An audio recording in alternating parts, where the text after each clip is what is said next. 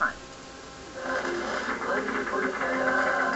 Military bases overrun by ISIS, convoys decimated, towns occupied, all amid troubling reports of Iraqi troops being slaughtered, dropping their weapons, and running.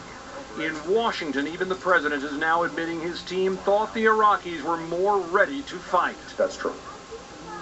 That's absolutely true. And why not?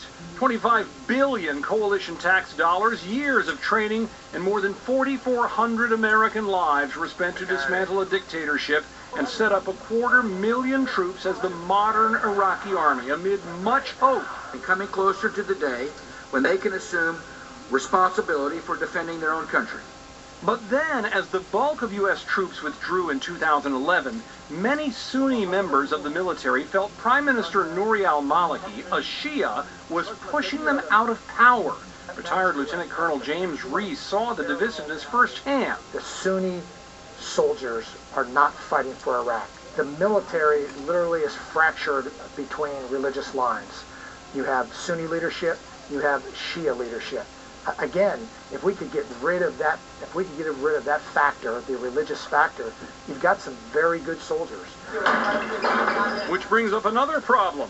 Analysts say many, perhaps thousands of those good Sunni troops trained by American soldiers now appear to have crossed over to the ISIS side.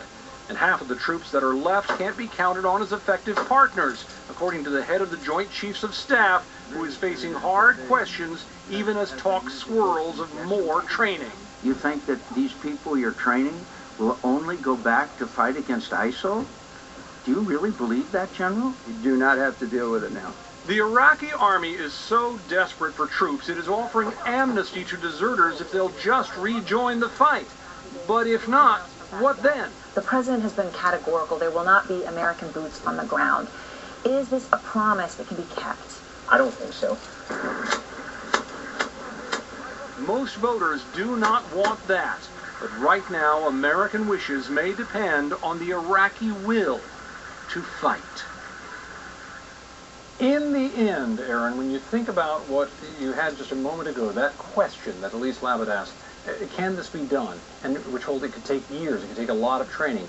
The problem, as we're seeing right here, is even with years, even with a lot of money, even with a lot of training, there's no guarantee of results, because certainly the Iraqi army has been set up to be ready for this fight today, and they're not.